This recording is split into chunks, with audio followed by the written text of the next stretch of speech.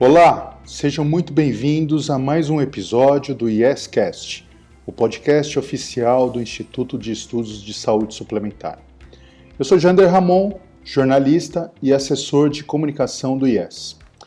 Nosso podcast trata de assuntos relacionados aos diferentes aspectos da saúde suplementar. Para quem não conhece o nosso trabalho, pode acessar o portal www.iess.org.br e conhecer melhor os nossos estudos, textos para discussão, boletins mensais e outras publicações, como notícias e novidades desse importante e complexo setor de saúde. Bom, mas antes de começar, faço um pedido.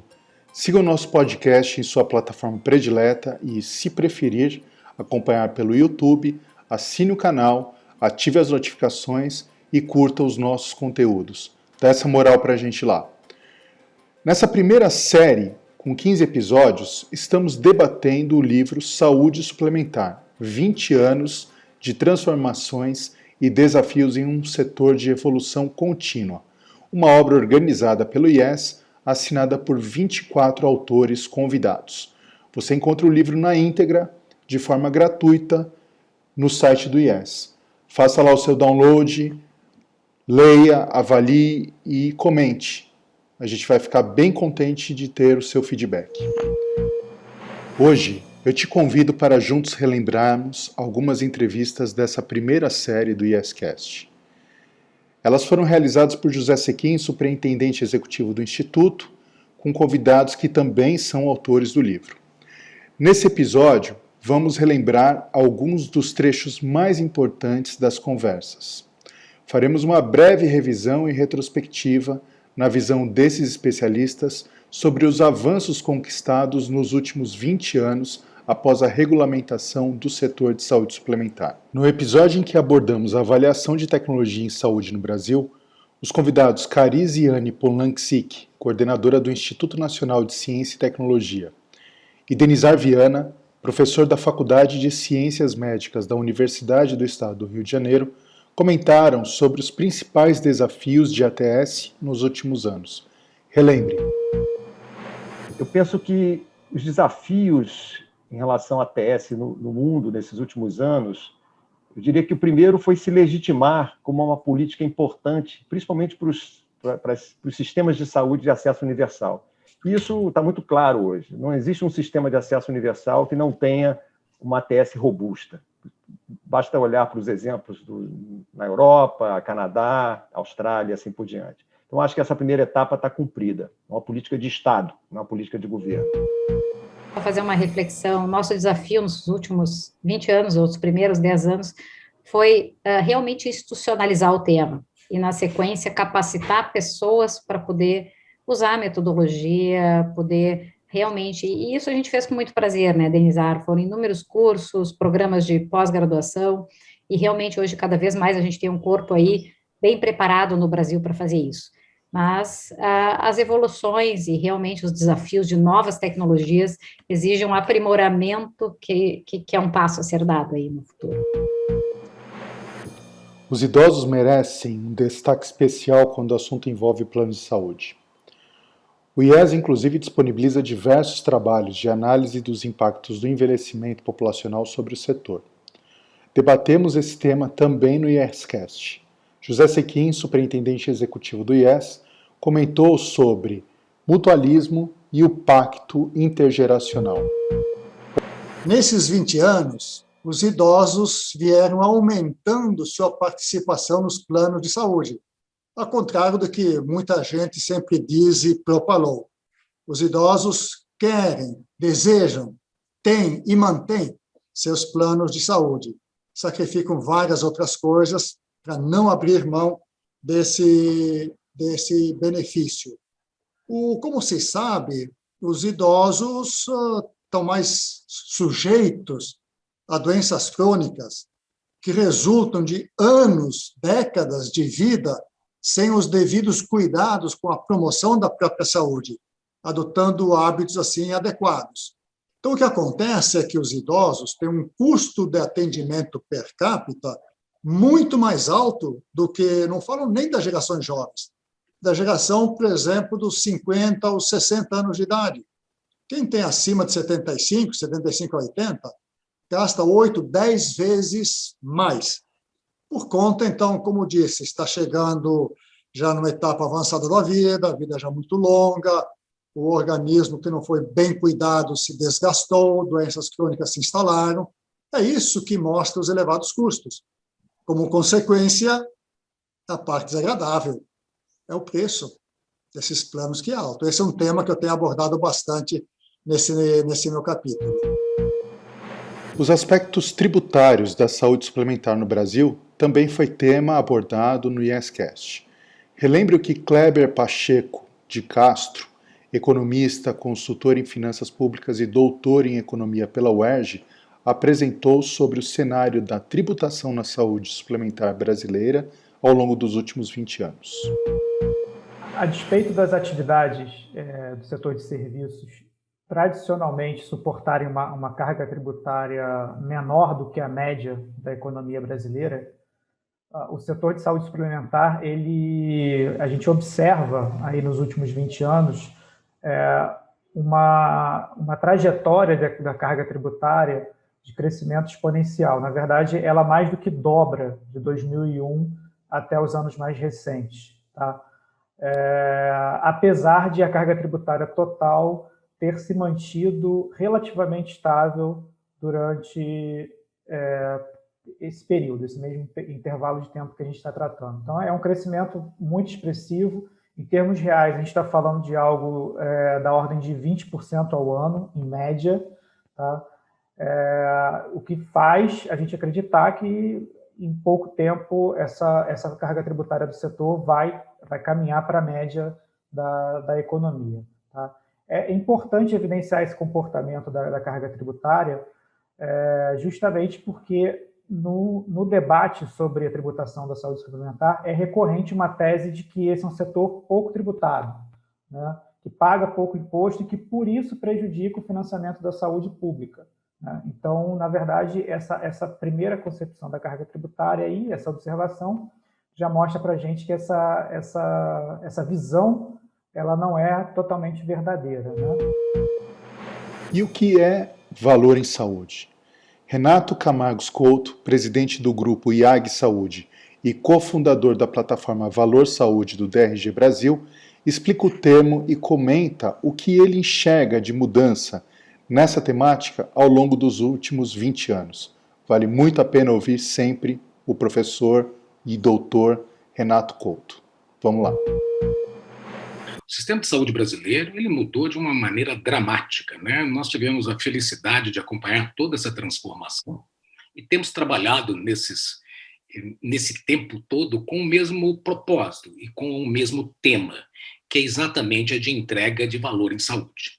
A palavra valor em saúde é um termo usado mais recentemente, mas que tem o mesmo significado de qualidade em saúde, né? Eu gosto muito da definição de qualidade da ISO 9000, onde ele diz o seguinte: olha, para você produzir com qualidade, você tem que entregar algo, serviço ou produto com eficácia e eficiência máxima. Eficácia máxima é atender às necessidades e expectativas do cliente. Isso hoje em valor vira resultado e experiência. Com o máximo de eficiência, isso vira menor custo. Então, apesar da mudança dos termos que o tempo traz, na verdade, temos trabalhado ao longo desses anos na procura da entrega, na estruturação de sistemas para melhor entrega de valor. Entendemos que não só nós entendemos, né, mas felizmente o mundo também entendeu que esse é um caminho possível para a sustentabilidade do sistema, o que nos faz com que o movimento dessa roda a favor da qualidade da entrega de valor, ela seja cada vez girada numa velocidade maior nesse aqui. Os modelos de remuneração, ao longo dos anos, têm sido muito estudados, debatidos e é um tema recorrente na saúde suplementar. E por isso, claro, mereceu uma atenção em um dos episódios do YesCast. César Luiz Abicalef, médico, mestre em Economia da Saúde, presidente do Instituto Brasileiro de Valor em Saúde e CEO da 2IM Inteligência Médica S.A., comentou sobre a evolução dos modelos ao longo dos últimos 20 anos. Relembre agora. O que a gente percebe, o que os autores perceberam, tudo isso, eu venho discutindo isso desde o meu mestrado de Economia e Saúde em 2005, para vocês terem uma ideia.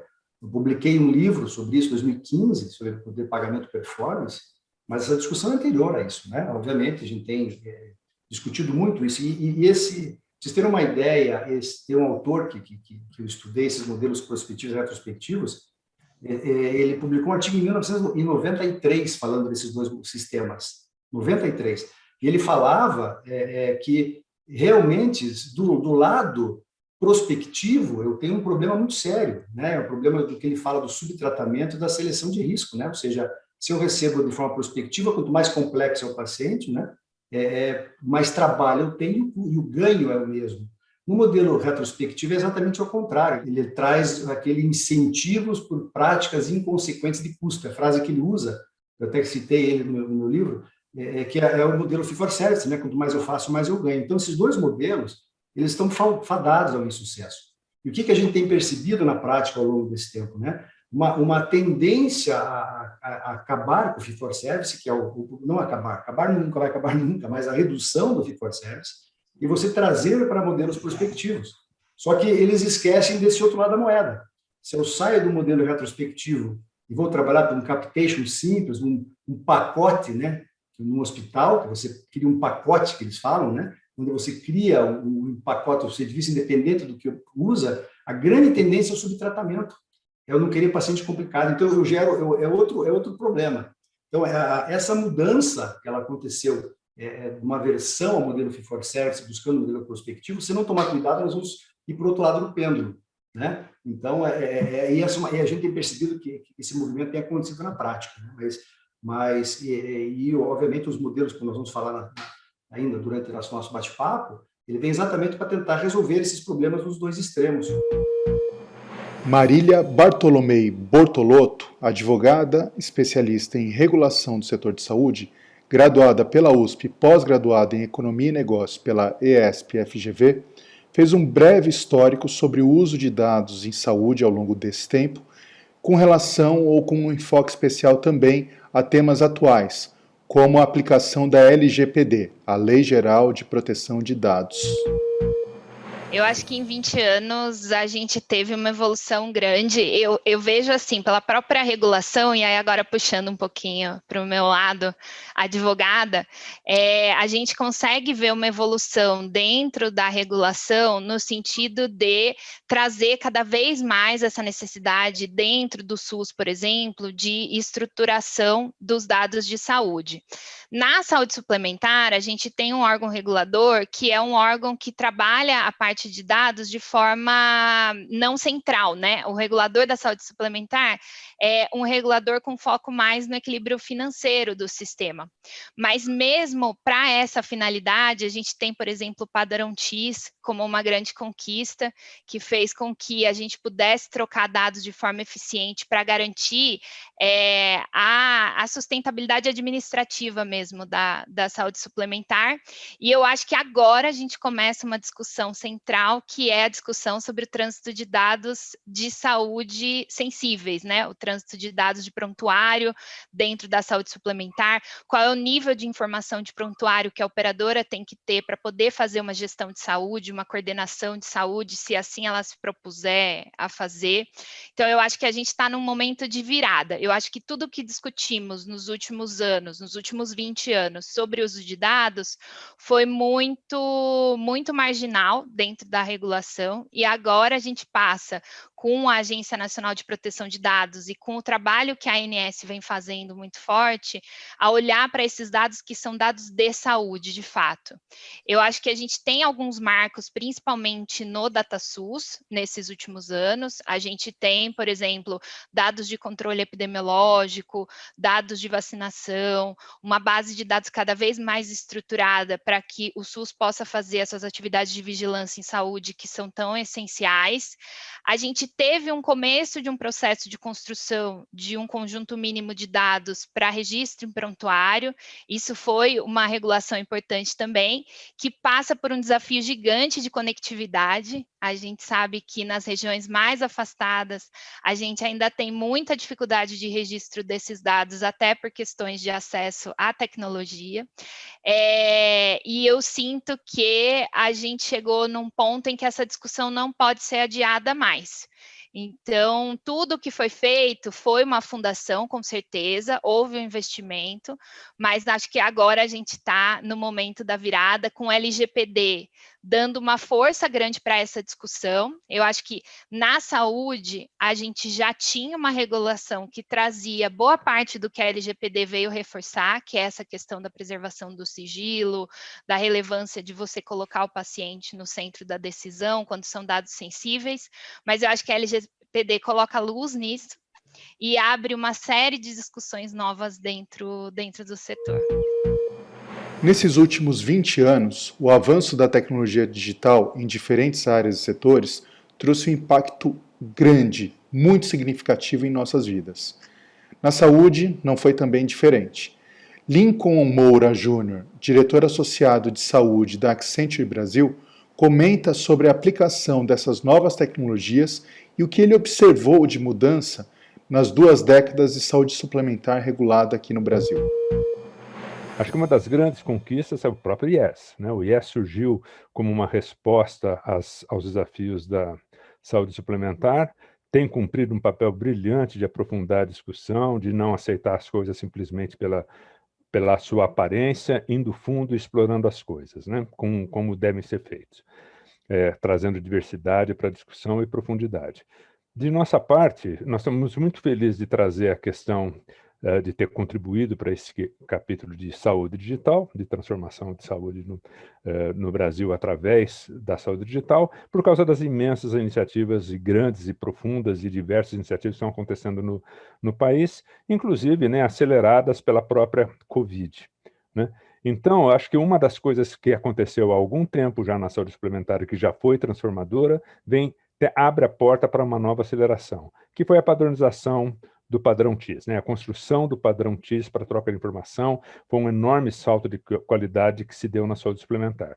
O que a gente espera é que essa coisa toda agora cresça, o volume de transações, o volume de oportunidades, o volume de uso das tecnologias digitais realmente impulsione não só a saúde suplementar, mas toda a saúde do Brasil, a qual precisa da saúde suplementar para fazer sentido, que ela dê um grande salto de qualidade aí nos próximos 10 anos. E que talvez nos próximos 20 anos, quando nós estivermos preparando os 40 anos da saúde suplementar, quem sabe a gente tenha dado uma enorme contribuição para o desenvolvimento dessa área no Brasil. Muito obrigado mais uma vez.